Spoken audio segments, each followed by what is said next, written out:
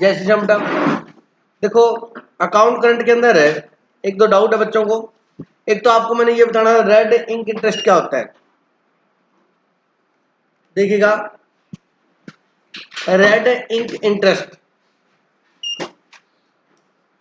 in case the due date of the bill falls after the date of closing the accounts, after the date of closing of accounts, then no interest is allowed for that.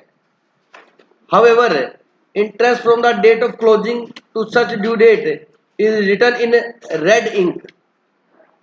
क्या बेटा, red ink मतलब लाल pen से लिख देते हैं, समझ आ गया, red colour के पेन से।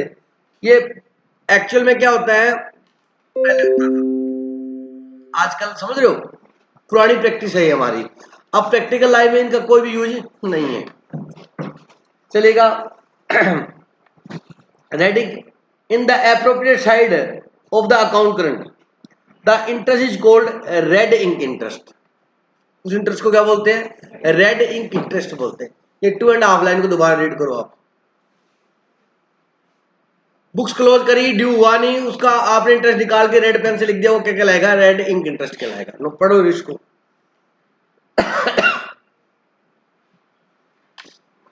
मतलब बिल की जो ड्यू डेट है बेटा, वो 31 मार्च के बाद में है।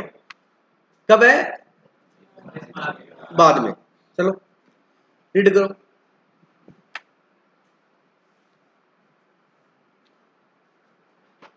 In case the due date of a bill falls after the date of closing the accounts, closing the accounts, accounts कब क्लोज कर रहे हो आप, 31 मार्च को, 31 दिसंबर को, 30 जून को, कोई भी हो सकता है। और उसकी ड्यू डेट कब पड़ रही है, उसके बाद में। क्लियर हो गया। Then no interest is allowed for that, हम उसके लिए इंटरेस्ट कैलकुलेट नहीं करते क्योंकि उसकी ड्यू डेट तो बाद में है। हाँ इतना कह सकते हो उस टाइम तक का अक्रूड हो गया, समझा गया। लेकिन इस चैप्टर अकाउंट करंट की बात कर रहा, however interest from the date of closing to such due date is return in red ink. अब मेरी बात सुनो, आपने पूरा इंटरेस्ट लगा रखा है बेटा सवाली। जैसे बिल ड्यू होगा 30 अप्रैल को, 30 अप्रैल तक का आपने इंटरेस्ट लगा दिया। हिमांशु बिल की ड्यू डेट है वो आफ्टर 3 मंथ है, मतलब फेब, मार्च और 30 अप्रैल को ड्यू होगा, तो 2 महीने का इंटरेस्ट तो इस साल में आ गया और 1 महीने का अगले साल में आएगा। आई बात समझे। अब क्या कह रहा है question, however interest from the date of closing to such due date is return in red ink in the appropriate side of the account current, the interest is called red ink interest. This red ink interest is treated as a negative interest. उधर आपने 3 महीने का पूरा लिख दिया, इधर 1 महीने का रिवर्स में लिख दिया, तो नेट कितना बच जाएगा, 2 महीने का। बिल्कुल समझ आएगी यार। उधर आपने 3 महीने का पूरा लिख दिया, 1 महीने का ज्यादा लिख दिया ना, अप्रैल का तो अगले ईयर में आएगा, और एक जो इधर नेगेटिव साइड में लिख दिया, तो 3 महीने का प्लस 1 महीने का माइनस, तो क्या आ जाएगा, 2 महीने का। जो 1 महीने का आपने अगले अप्रैल का था अगले साल का, वो रेड पेन से लिखा है और नेगेटिव साइड में लिखे, तो उसको नेगेटिव इंटरेस्ट भी बोलते हैं। बोलो समझ आ गया नहीं आ गया। इन actual practice, however the product of such bill product of such bill, समझ गया आपने क्या किया, मल्टीप्लाई कर दिया। however the product of such bill, value of bill है ना बेटा, और जो उसका ड्यू डेट थी, closing date, is written in ordinary ink in the opposite side which the bill is entered. It means interest from the future date from the date of account current, that is present date. In earlier periods it written in red ink, hence it got the name of red ink interest. इसलिए हम इसको क्या बोल देते हैं, red ink interest बोल देते हैं। और वो नॉर्मल इंक से लिखते हैं, ऑर्डिनरी इंक से, ठीक है। It implies that the rebate will be allowed on interest paid या received if settlement of future due transaction is done on account current date. अब इसके ऊपर क्वेश्चन दिया होगा आपके बुक में, कितने नंबर था, थर्ड और, अब वो थर्ड और सेवंथ करवा दे। लेकिन अब समझ में आ गया होगा आपके। थर्ड बेटा, थर्ड में किस किस को डाउट है, सबको तो नहीं, आदमी चेक करो किसको डाउट नहीं है, नहीं आपको थर्ड में डाउट, ठीक है। अच्छा एक बात बताओ, किस किस ने नहीं किया है अभी तक ये चैप्टर, हाथ उठाओ। एक, चलिएगा, amount payable by you to me, amount payable by you, आपने अमाउंट देनी है मेरे को, समझा क्या? बोलो हमें क्या मिला? कैश मिला। कितना मिला बेटा? पेबल है बेटा, सॉरी क्या है? पेबल, दिया नहीं है, ओपनिंग बैलेंस चाहिए। आपने वाई छोड़ो, आपने मैं कंफ्यूज हो गई। वाई ने किसको देनी थी? एम को। यू मी में अपना ना खुद का पर्सनल इंटरेस्ट आ जाता है, फिर कंफ्यूज होता है। वाई ने किसके देनी थी? एम को, और हमें बुक्स किसकी बनानी है? एम की। तो पेबल लिखा है, क्या लिखा बेटा? पेबल, मतलब लेने हैं, ओपनिंग बैलेंस है, तो टू बैलेंस बीडी। हमारी क्या बेटा? एसेट्स है। एसेट्स क्या होती है? डेबिट होती है। हम भी क्या करेंगे? डेबिट करेंगे। कोई डाउट है क्या? तो टू बैलेंस बीडी, कोई डाउट है किसी को? नहीं, पूरा क्वेश्चन कराऊंगा, चिंता मत करो। किसी को कोई डाउट है? किसी को कोई डाउट है? कोई दिक्कत। Sales made by M to U, M ने सेल्स की यू को, तो हम बुक्स किसकी बना रहे हैं? एम की। तो एम की क्या है बेटा? सेल्स है, तो क्या लिखोगे? To sales. बाय सेल्स कैसे यार? टू सेल्स, क्या लिखेंगे बेटा? To sales. कितने रुपए बताओ? 8250। कोई डाउट किसी को? उसके बाद रिसीव्ड एक्सेप्टेंस, क्या बेटा? रिसीव्ड एक्सेप्टेंस ऑफ,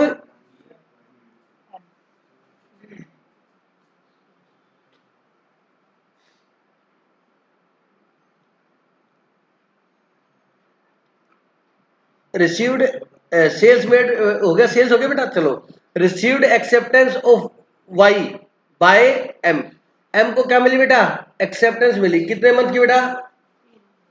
3 महीने की। किससे मिली बताओ? वाई से। चलो बताओ हमारा क्या हो गया? बीआर हो गया। एंट्री बोलो क्या करोगे? वाई, तो वाई के अकाउंट में क्या लिखोगे? कोई दिक्कत है किसी को? अब डेज भी साथ साथ बता ही देते हैं यार, फिर दोबारा कंफ्यूजन होगी।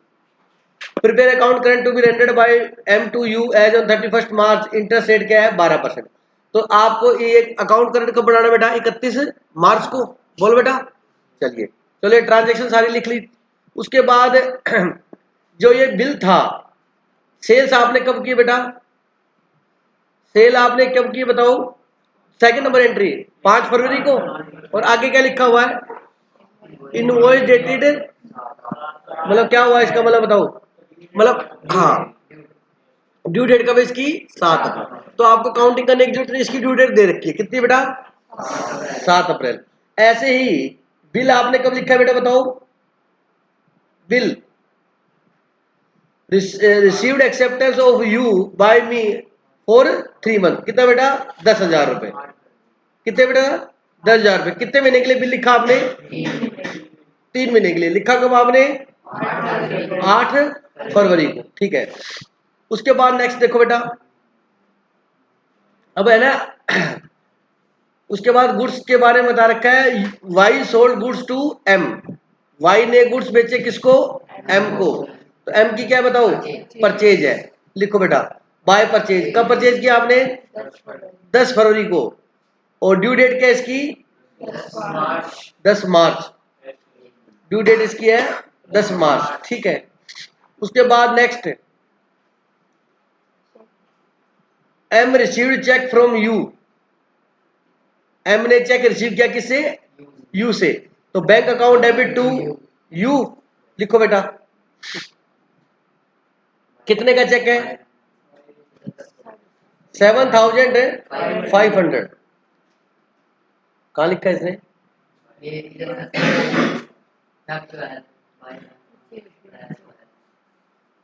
M receive cheque from U, M को रिसीव हुआ है ना किससे? यू से। तो एंट्री क्या होगी? Bank account debit to Y. चलो एक बात, टू वाई। तो वाई के अकाउंट में क्या लिखोगे बताओ? By bank. कितने रुपए बेटा? ठीक है। उसके बाद cash paid by M to U, U को पेमेंट किया आपने, क्या एंट्री की? U account debit to cash, तो क्या लिखोगे? टू कैश, ठीक है। उसके बाद नेक्स्ट क्या है?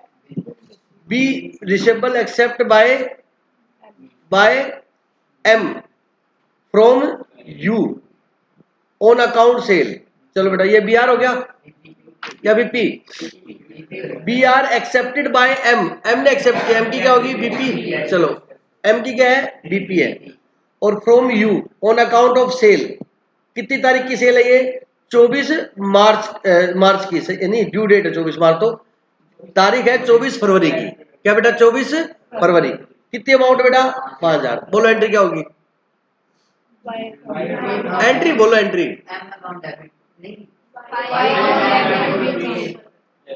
अब किसकी बुक्स? ये लेजर किसका है? बुक्स एम की है। अकाउंट किसका बना रहे हैं? फिर वाई की क्या है? बीआर है। और हमारी क्या है? क्या मानोगे इसको? लोकेश क्या मानेगा बेटा? एंट्री बोल।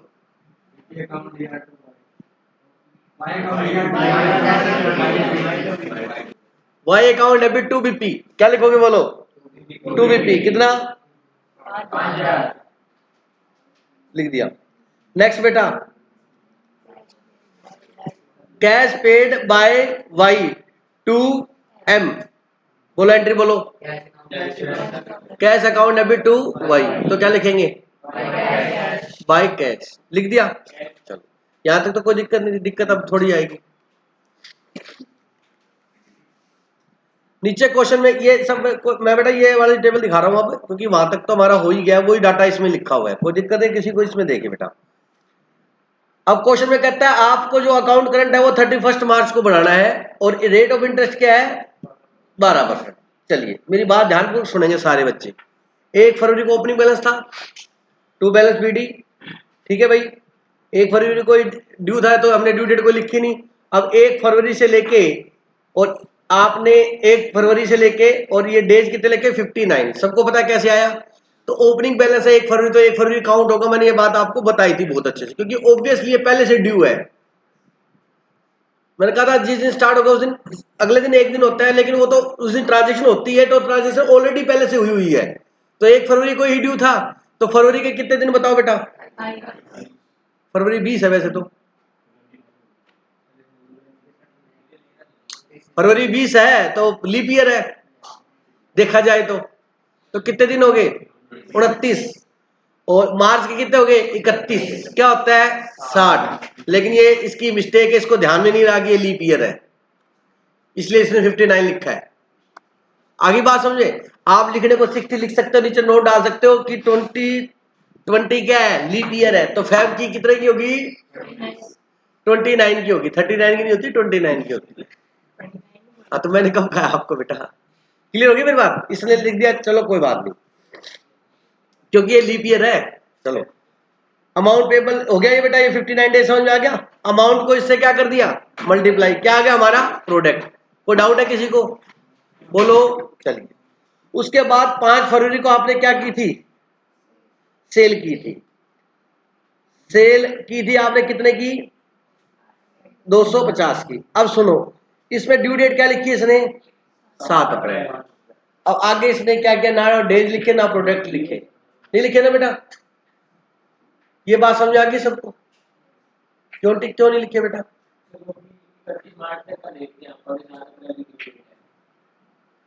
इसका अलग ट्रीटमेंट करेंगे। यस, इसका क्या करेंगे? अलग ट्रीटमेंट, क्योंकि जिसकी ड्यू डेट क्या हो रही है? आगे जा रही है, उसको एक बार छोड़ दिया हमने। आगे चलो next, received acceptance of you, है ना? कितनी तारीख को? 8 को बेटा। कितने महीने का बिल है ये बताओ? 3 मिलेगा। तो 8 फरवरी से 8 मार्च, कभी भी मंथ में होगा ना तो ये मत होगा कि ये महीना 29 का 30 का 31 करना, फिर सीधा चलेगा। 8 फरवरी से 8 मार्च, 8 अप्रैल, 8 मई और 3 दिन ग्रेस के 11। ये भी 31 मार्च से आगे चला गया, समझ आ गया? नेक्स्ट, उसके बाद क्या बेटा? 10 तारीख को आपने क्या किया था? परचेज की थी। कितने की बेटा? 11,000 की। इसकी ड्यू डेट क्या है बताओ? मार्च 10। तो मार्च 10 तक दिन काउंट करो बेटा। कब से काउंट करने हैं? 10 फरवरी से। बोलो बेटा, 10 फरवरी से काउंट करो। फरवरी के कितने हो गए? ड्यू डेट क्या इसकी? 10 मार्च है क्या? इसने कितने दिन लिखे हैं? गलत है या सही है? बताओ कैसे जोंटी जी? करो ना, आप काउंट करो।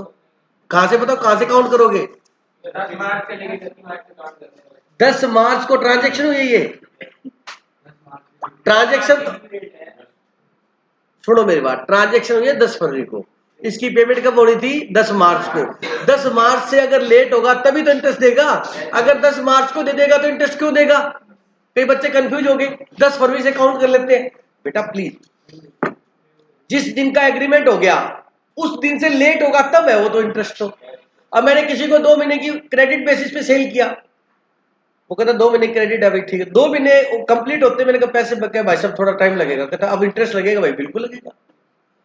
ड्यू डेट कब थी उसकी 10 मार्च, 10 मार्च से गिन लो आप, 21 दिन बनते पूरे। कोई डाउट है किसी को? चलिएगा उसके बाद नेक्स्ट,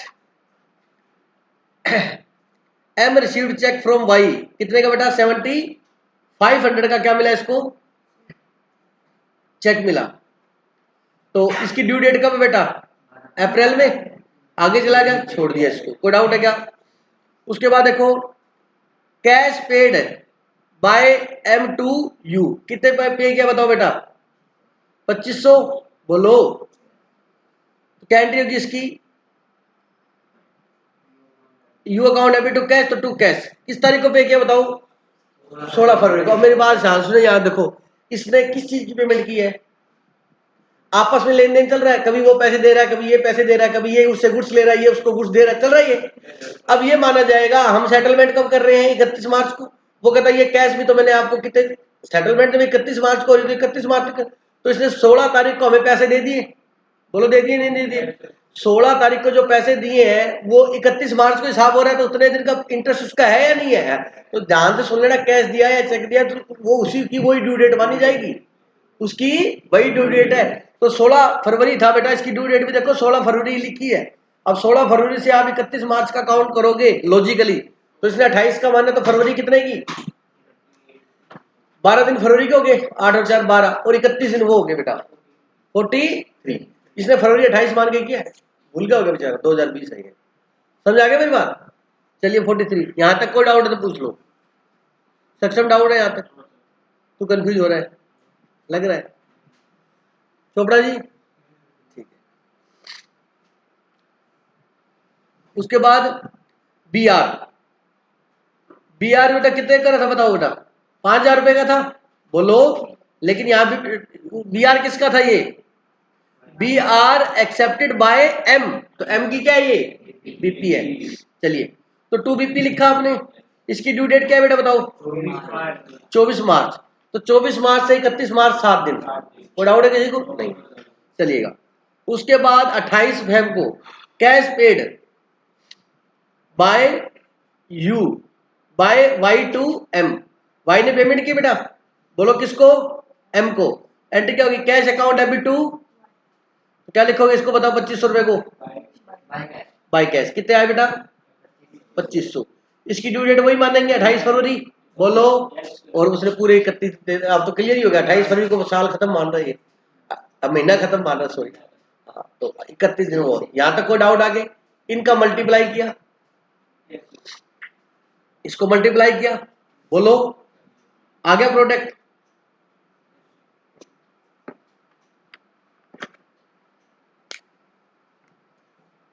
ये अमाउंट होगी हमारी, ये होगी बेटा, ये हो गया,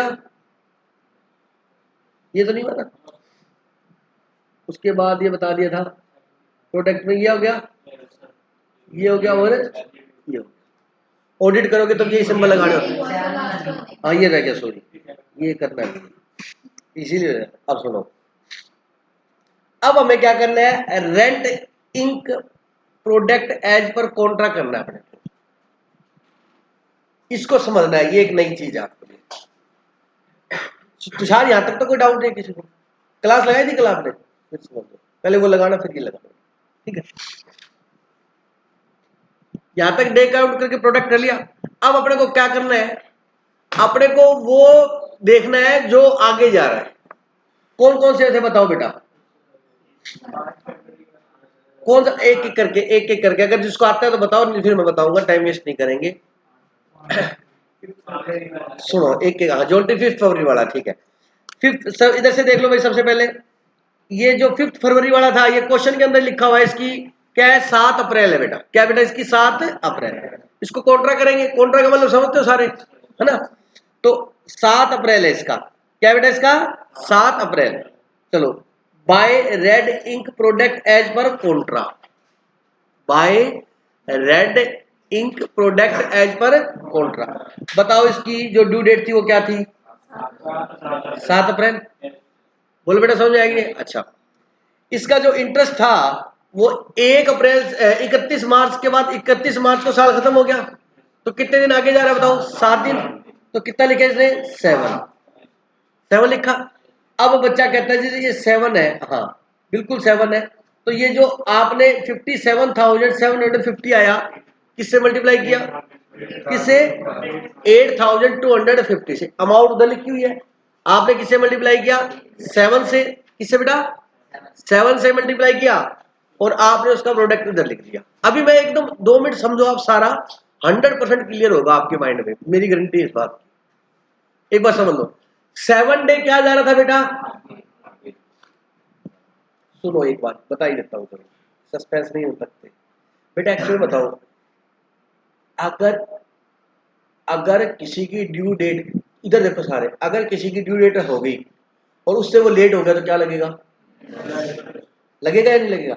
अब बताओ एक बात बताओ, ये जो बिल था इसकी ड्यू डेट आ गई, समझ लो। देव इधर देख बेटा, इसकी ड्यू डेट आ गई बेटा, इसकी ड्यू डेट कब है, तो ये भी लेट हुआ है, नहीं हुआ, तो इस पे इंटरेस्ट नहीं लगेगा ना, इसलिए यहाँ डैश डैश लिखा हुआ है। पहले तो ये क्लियर करो कि यहाँ पर अमाउंट क्यों नहीं लिखी, यहाँ प्रोडक्ट क्यों नहीं लिखा, डे क्यों नहीं लिखा। क्योंकि जो हम क्या कर रहे हैं, अमाउंट को डे से क्या कर रहे हैं, मल्टीप्लाई, फिर क्या निकाल रहे हैं, प्रोडक्ट। और वो इंटरेस्ट निकालने का फॉर्मूला ही होता है amount into rate into time. तो टाइम से पहले मल्टीप्लाई करें। लॉजिक क्लियर किया हुआ मैंने आपको।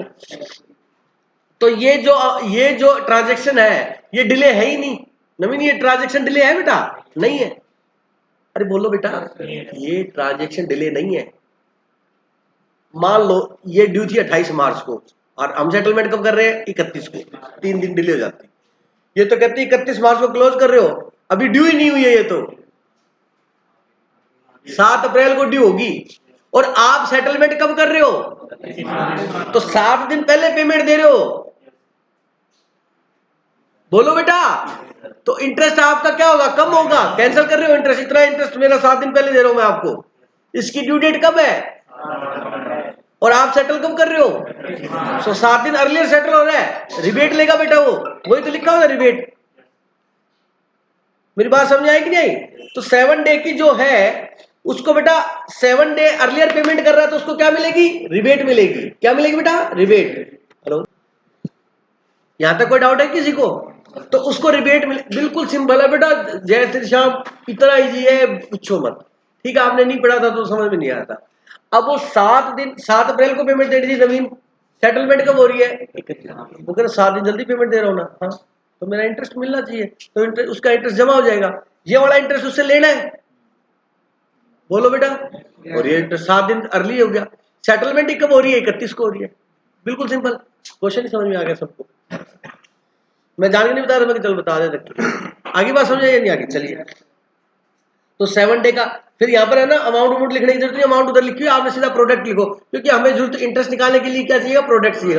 और प्रोडक्ट में कंफ्यूज मत होना, principal into rate into time, time से पहले मल्टीप्लाई कर रहे हैं, रेट बाद में लगा देंगे। क्लियर, चलिए नेक्स्ट बेटा। हो गया ये हमारा। उसके बाद चलो ये अमाउंट होगी भाई क्लियर, चलो इसको टिक कर देता हूं मैं।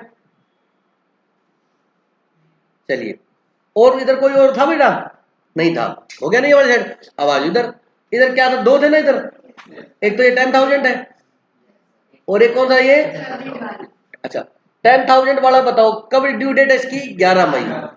कब है बेटा, ठीक है। और इसकी कब है, 12 अप्रैल। 12 अप्रैल, बिल्कुल ये 11 और 12। अब ध्यान से सुनना बेटा, इनका इंटरेस्ट इधर आएगा। ये पेमेंट कब ड्यू होगी, 11 मई, और हम सेटलमेंट कब कर रहे हैं, 31 मार्च को। लोग समझ आ गया बेटा। तो अप्रैल के कितने दिन, अप्रैल के कितने दिन, 30, और 11 दिन वो क्या, 41। तो बेटा ये 10,000 को आप 41 से मल्टीप्लाई करेंगे तो कितना आ गया 4,10,000। बट इतना है, ये कंफ्यूजन मत रखना, अमाउंट इधर दोबारा लिखने की जरूरत नहीं, अमाउंट तो उधर भी थी, लेकिन इसका इधर क्या जमा होगा, इंटरेस्ट डेबिट होगा। क्या होगा, इंटरेस्ट डेबिट। समझ आ गया, बिल्कुल कंफ्यूज नहीं होनी, रिवर्स में डालना, कॉन्ट्रा करना है उसका। 4,10,000 आ गया, बोलो बेटा। चलो, और ये कितना था बेटा बताओ, 7500। ये 12 अप्रैल है, तो 1 अप्रैल से 12 अप्रैल कितने दिन हो गए, 12 दिन। 12 दिन, 7500 इंटू 12, 90,000। बस अब सुनो मेरी बात, अब इससे होगा क्या, थोड़ी सी अगर मैथ आती है ना आपको हल्की सी, तो भी बहुत इजी समझ में आ जाएगा, नहीं आती कोई बात नहीं, ध्यान दो, 100% समझ में आ जाएगा। देखो होता क्या, अगर आप हर इंडिविजुअल ट्रांजेक्शन का इंटरेस्ट निकालते तो पहले उनका निकालते, फिर उसका इतने दिन का 7 अप्रैल थी, आपने 31 को सेटलमेंट कर, 7 दिन का इंटरेस्ट उसका क्रेडिट करते, फिर इनका इंटरेस्ट क्या करते, डेबिट करते, फिर फाइनल करते। अब मैंने क्या किया, प्रोडक्ट में एडजस्ट कर दिया। क्या कर दिया, आप प्लीज आप एक एक ट्रांजेक्शन का अलग अलग निकाल के देख लेना, आंसर नेट यही आएगा। और इतने फ्री नहीं हो आप, सीधी सी बात है, मैं कह रहा हूँ 100% मैथ है बेटा। 3 + 2 5 आएगा, फिर मैं तो कहता हूँ कैलकुलेटर पे कैलकुलेट कर लेना, चाहे लैपटॉप में कर लेना, चाहे किसी में कर लेना, 5 आएगा, ऑब्वियस है, मैथ है, 5 ही आएगा, सीधी सी बात है। तो सिंपल सी बात है बेटा, हमने क्या किया, उसके प्रोडक्ट को पहले इधर क्या कर दिया, क्रेडिट, और उसके प्रोडक्ट को इधर क्या कर दिया, डेबिट। अब नेट प्रोडक्ट आएगा बेटा, क्या आएगा, और इंटरेस्ट फिर नेट आ जाएगा अपने आप। बोलो आ जाएगा या नहीं आ जाएगा, जितना ज्यादा था पहले दिया उसका जमा हो गया, और जो लेट देगा उसका डेबिट हो गया, वो नेट प्रोडक्ट हो गया। मतलब अमाउंट इनटू टाइम क्या हो गया है, नेट हो गया है। अमाउंट इनटू टाइम क्या हो गया है, देख तू बेटा ध्यान तो दे रहा है ना कोई, अमाउंट इनटू टाइम क्या हो गया है, नेट हो गया है। अब नेट अमाउंट इनटू टाइम हो गया, अच्छा amount into rate into time, या ऐसे बोलो amount into time into rate, एक ही बात है, मल्टीप्लाई होते हैं। तो अमाउंट और टाइम तो हो चुका है, अब क्या लगानी है, रेट लगानी है, रेट लगा दो। अब सुनो बेटा ध्यान से,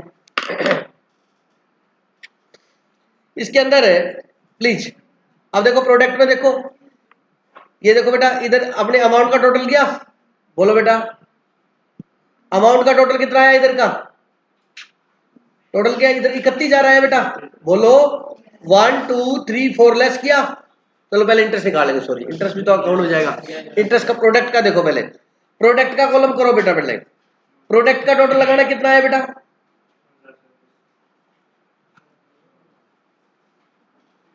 ये लिख के नहीं थे, ये यहां तक समझ आ गया सभी को क्या। चलो बैलेंस निकालो, इधर का टोटल लगाया कितना आया, 500, और 1 2 3 लेस करके ये आ गया। इस जहां पर भी हमने लिख लिया करो, बाद में कंफ्यूजन नहीं है, बैलेंसिंग फिगर आया ये हमारा, क्या है ये, बैलेंसिंग फिगर कितना आ गया, 5,71,250। अब एक बात ध्यान से, सक्षम तू कंफ्यूज हो रहा है,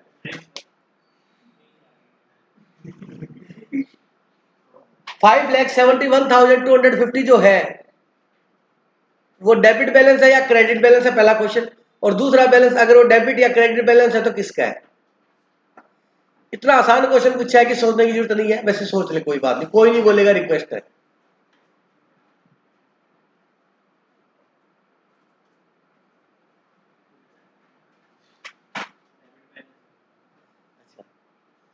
और क्या है ये यार, इतना क्लोजिंग बैलेंस जिस साइड में लिखा होता है उससे रिवर्स साइड का होता है, तो इतना सोचने की जरूरत कहां पड़ी, बताएं यार भाई, मेरे पढ़ाने में कोई कमी रही है क्या, बताओ।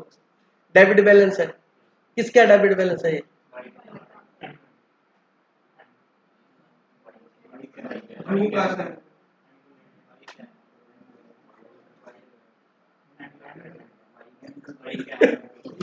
इसलिए बता रहा हूं, ये प्रोडक्ट आ गया, इसने इसके ऊपर क्या लेना है, इंटरेस्ट भी लेना, तो इसका इंटरेस्ट कैलकुलेट करेंगे बेटा, 5 लाख, ये देखो प्रोडक्ट का टोटल किया, ये माइनस किया, ये प्रोडक्ट आ गया 5,71,250, ये आ गया।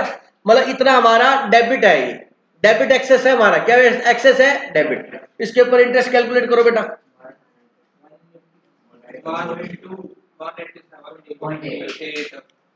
बैलेंस हो कितना आया, 187.8 आ रहा है। अच्छा यहाँ 360 बुक वाले की गलतियां देख लो, चलो चलता है इतना, तो 187 आ रहा है, ठीक है। यहाँ 366 याद आ गया, वहां 29 याद नहीं आया इसको कोई बात नहीं, बुक से बट ICI ये माननी पड़ेगी हमारे को। देखे थोड़ी सोच बड़ी रखो, 2-4 रुपए में फर्क टेंशन मत लिया करो। चलो टू इंटरेस्ट लिखा ही हुआ है इसमें, देखो टू इंटरेस्ट, ये देखो इधर लिखा हुआ ये रहा 5,71,250 इंटू 12% इंटू 1/, अगर मंथ होता 12 हो जाता, ठीक है। कितना इंटरेस्ट आया 187.3, लिख दिया। अब हम अमाउंट के कॉलम का बैलेंस निकाल लेंगे। अमाउंट के कॉलम का बैलेंस निकालो बेटा, इधर का टोटल कितना आया 31,000, इधर के कॉलम का टोटल कितना आया, बैलेंस आ गया टू बैलेंस CD। अब ये बैलेंस किधर आ गया, टू बैलेंस CD, मतलब ये कौन सा बैलेंस है, क्रेडिट बैलेंस है। इसका मतलब हमने पैसे देने हैं, हेलो, इसका मतलब क्या है, हमने पैसे देने हैं, किसको, यू को, हमारी क्या है, लायबिलिटी। फिर बात समझ में आई कि नहीं आई। टू बैलेंस CD कितना 10,062.7। अब बच्चा एक कंफ्यूज आ गया, सर अभी तो आप एसेट्स कह रहे थे, अभी आप लायबिलिटी कहने लग गए और धीरे धीरे कंफ्यूजन स्टार्ट हो जाएगी। उनका ये डाउट है, यही डाउट है। बेटा मेरी बात सुनो, थोड़ा सा दिमाग लगाओ, CA बनोगे यार। देखो इंटरेस्ट वाले टाइम पे एक्सेस में उसका आ रहा है, आगे की भी तो डेट्स दी हुई है, आगे की भी तो डेट दी हुई है बेटा, वो अर्ली पेमेंट और रिबेट मिल रही है कि नहीं मिल रही। तो इंटरेस्ट किसी का भी ज्यादा कम हो सकता है। एक एग्जांपल देता हूं, भूमिका ध्यान से सुनना। आपने मेरे को 10,000 रुपए दिए, कितने रुपए दिए, एक साल पहले, कितने साल पहले, एक साल पहले, कितने रुपए दिए, 10,000। आपने कहा दिनेश सर, आप सर जरूर हो लेकिन 12% इंटरेस्ट लूंगी मैं आपसे, मैं होगा। एक साल मैंने आपके पैसे यूज किए, 1 अप्रैल को दिया आपने, 1 अप्रैल 2020 को आपने मेरे को कितने रुपए दिए, 10,000, यू एंड मी, ठीक है। 1 अप्रैल को आपने मेरे को 10,000 रुपए दिए, ध्यान से सुनना सारे बच्चे प्लीज, अपने आप को यू मान के, आपने मेरे को 10,000 रुपए दिए 1 अप्रैल 2020 को, ठीक है। अब आपने कहा दिनेश सर आप 31 मार्च को 1 साल पूरा हो गया, मैं आपसे इंटरेस्ट चार्ज करूं, बिल्कुल कर। अब आपने क्या किया, 10,000 का 12% इंटरेस्ट लगाया, 1200 इंटरेस्ट आपने लेना 1200। अच्छा हुआ क्या, मीनवाइल आपको भी पैसे की जरूरत पड़ गई, तो आप मेरे पास 1 महीने पहले आगे, 1 मार्च को, कब आगे, 1 मार्च 2021 को, दिनेश सर पैसे चाहिए। मैं कोई बात बता, कितने चाहिए बताओ सर, 15,000 चाहिए। मैंने आपको 15,000 रुपए दे दिए, ध्यान से सुनना, दे दिए। अच्छा अब 31 मार्च को अपनी सेटलमेंट हो रही दोनों की। अब आपने अपना इंटरेस्ट निकाल के बता दिया 31 मार्च तक का कितना, 1200। अब मैंने मेरा इंटरेस्ट निकाला, निकालो कैलकुलेटर चलाओ बेटा, 15,000 इंटू 12% इंटू 1 डिवाइड बाय 12, 150 आ गया। आप ऐसे हीरो बनते हो, मेरा बैलेंस ज्यादा है, मेरी एसेट्स है, बिल्कुल है। मेरा इंटरेस्ट कितना मिला 150, 150, क्योंकि मेरा पैसा आपने यूज कितने दिन किया, 1 मंथ यूज किया, और मैंने आपका पैसा कितने दिन यूज किया, 12 महीने, तो ऑब्वियस है आपका इंटरेस्ट ज्यादा बढ़ेगा। तो आपका इंटरेस्ट कितना ज्यादा बढ़ा, 1150। अब 1,050। आपने कहा दिनेश सर मेरी एसेट्स है, मैं कहा इंटरेस्ट तेरी एसेट्स है, बिल्कुल 1,050 मैंने दे देने। तो लाओ दिनेश सर 1,050 दो, मैं रुक जा, मैंने कितने, तूने कितने दिए थे मेरे को, 10, मैंने तेरे को कितने दिए थे, पैसे तूने नहीं लेने, पैसे तो मैंने ही लेने हैं सर, अभी तो मैं फायदे में थी। अरे क्या हो गया, तो मेरा पैसा मैंने, तूने कम टाइम यूज किया, मैंने ज्यादा टाइम यूज किया, इसलिए इंटरेस्ट ज्यादा बढ़ गया, लेकिन बैलेंस तो मेरा बचेगा, मैंने 15 दिए तेरे को। तो दिनेश सर 5,000 वापस लोगे, हाँ। क्या सर आप मेरे को 1,050 दो, मैं टेंशन ना को, 5,000 में से 1,050 काट ले, 5,000 में से 1,050, 15 दिए थे तूने, 10 दिए थे, कट गए, 5 बच गए, इंटरेस्ट काट इंटरेस्ट फटाफट, कितना काटेगी 1,050, बैलेंस कितना बनेगा 3,950, मेरे को दे। बदल गया कि नहीं बदल गया, ये चीज है इसमें, तो ये मत समझना और टेंशन लेने की जरूरत नहीं है, इधर सेट बात समझ में आएगी। लेकिन मेरा मकसद रटाना नहीं होता बेटा, मेरा मकसद CA कर रहे हो तो आपको लॉजिक क्लियर होना चाहिए।